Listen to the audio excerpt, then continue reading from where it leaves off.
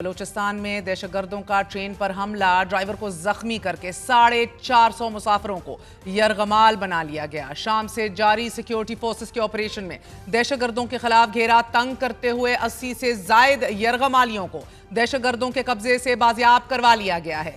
رہا ہونے والوں میں 43 مرد، 26 خواتین اور 11 بچے رپورٹ ہو رہے ہیں۔ دیگر مسافروں کی باحفاظت رہائی کے لیے سیکیورٹی فورسز کا محتاط آپریشن جاری ہے۔ ناظرین، آج صبح سبی میں نامعلوم مسلح افراد نے کوئٹہ سے پشاور جانے والی جعفر ایکسپریس پہ بولان پاس ڈھاڈر کے مقام پر ٹنل نمبر 8 کے قریب حملہ کیا۔ ٹرین پر حملے کے بعد ریلوے ٹریک کو بھی تباہ کر دیا گیا اور 450 سے زائد مسافروں کو یرغمال بنا لیا گیا۔ کیپ ان مائنڈ، یہ ماہ رمضان کا مہینہ ہے۔ مسافروں میں زیادہ تر سرکاری ملازمین ہیں اور ان میں سے اکثریت خواتین اور بچوں کی ہے۔ دہشت گردوں نے خواتین اور بچوں کو ڈھال بنایا ہوا ہے۔ جس جگہ ٹرین کو روکا گیا ہے وہاں سے سڑک کا فاصلہ 24 کلومیٹر ہے، جس سے جائے وقوع تک ایکسس اور رسائی میں مشکلات پیش آ رہی ہیں۔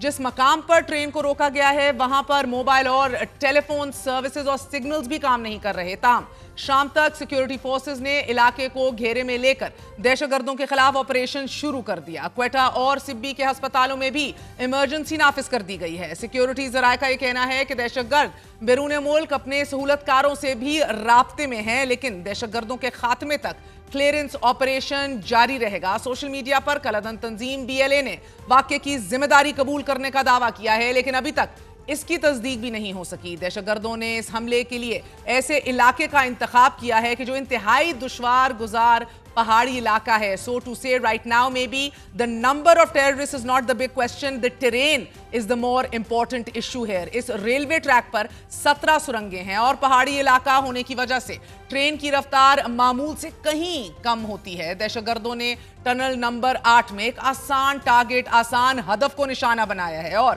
عام شہریوں کو یرغمال بنایا ہے۔ بلوچستان میں اس سے پہلے بھی ٹرینوں اور ریلوے ٹریکس پر متعدد حملے ہوئے ہیں، لیکن یہ حملہ راکٹوں یا ریموٹ کنٹرول بموں کے ذریعے کیے جاتے رہے ہیں اور یہ پہلی بار ہے کہ جب دہشت گردوں نے منظم منصوبہ بندی سے جعفر ایکسپریس پر نہ صرف حملہ کیا ہے بلکہ 450 سے زائد مسافروں کو یرغمال بنایا ہے، جس میں اکثریت خواتین اور بچوں کی ہے۔ معصوم شہریوں پر دہشت گردوں کے ان حملوں کا پہلا ہدف بلوچستان ہے اور اس کے بعد خیبر پختونخوا بھی دہشت گردوں کے نشانے پر ہے۔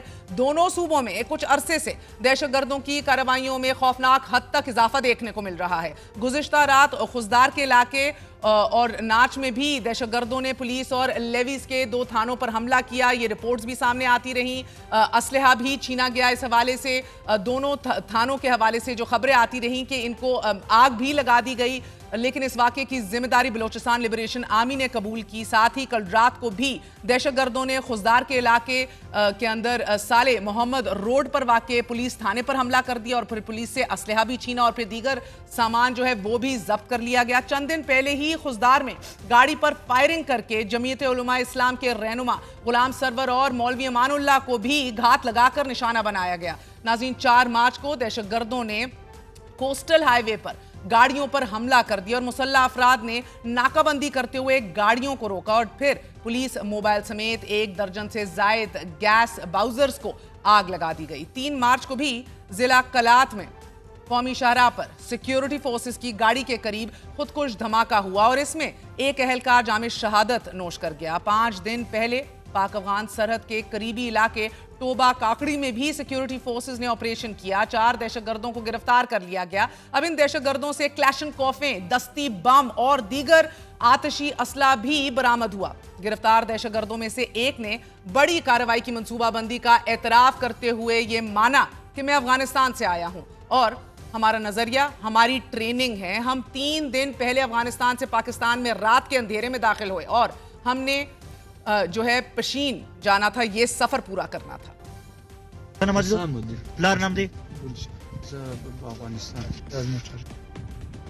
ما سره 2 ټوپکان ول، یو 2 کله شیشه کوپونه و، یو روسۍ دی، یو مصری شیشه کوپ، یو ګرنټ و، یوه چانټه وله، تقریبا 8 شاجران ول، 2 په بي کې و، هغه د 4 پټاخۍ بیا ډورلاکونه ول، هغه په بیک پاتې شو بیک کې پاتې شو تنه سلرمه به یو په لاس یولس بجې لاس یولس بجې راوښتې اچھا شینتا بلوچستان اور خیبر پختونخوا میں دہشت گردی کی تازہ لہر کے پیچھے افغانستان کی سرزمین کے استعمال ہونے کے تواتر سے مسلسل شواہد سامنے آ رہے ہیں. آج ہی اقوام متحدہ میں پاکستان کے پرماننٹ ریپرزینٹیٹو منیر اکرم نے دنیا پر یہ واضح کیا ہے کہ پاکستان میں دہشت گرد حملوں کی سرپرستی افغان حکام کر رہے ہیں اور کالعدم BLA سی پیک کو سیبوٹاج کرنے کی کوشش کر رہی ہے. منیر اکرم نے یہ دعویٰ بھی کیا ہے کہ افغانستان میں بیس دہشت گرد تنظیمیں جو ہیں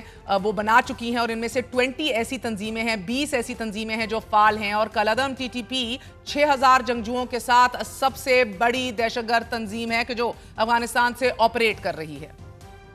The TTP, perceived as enjoying Kabul's patronage, is fast emerging as an umbrella organization for regional terrorist groups whose objectives are to undermine the security and stability of all of Afghanistan's neighbors. Unfortunately, while fighting Daesh, the Kabul authorities have failed to address the threat posed to the region and beyond by other terrorist groups such as Al-Qaeda, the TTP, and the Majid Brigade, which are present in Afghanistan.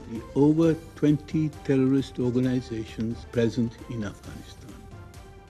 بڑا سوال یہ بھی ہے کہ ایک طرف تحریک طالبان پاکستان متحرک ہوئی بھی افغانستان سے، دوسری طرف BLA اتنی متحرک کیسے ہو گئی اور یہ اپیزمنٹ کی پالیسی جو TTP کے ساتھ کی گئی تھی کیا اس کا فائدہ BLA نے بھی اٹھایا ہے پچھلے دور حکومت عمران خان کے دور حکومت سے کہ جب وننگ ہارٹس اینڈ مائنڈ کے تناظر میں اور اس مہم کے چکر میں ہم نے بہت سی اپیزمنٹ کے لیے اور بہت سی ایسی اقدامات اٹھا لیے کہ جن کا دفاع کرنا آج مشکل ہو رہا ہے. دہشت گردی کا یہ افریت اب بلوچستان اور خیبر پختونخوا کی سرحدوں سے پنجاب کی سرحدوں پر بھی دستک دے رہا ہے. گزشتہ روز بھی پنجاب پولیس نے دہشت گردوں کا ایک اور حملہ ناکام بنا دیا اور گزشتہ 24 گھنٹوں میں دہشت گردوں کا یہ دوسرا اور رواں ہفتے تیسرا بڑا حملہ تھا.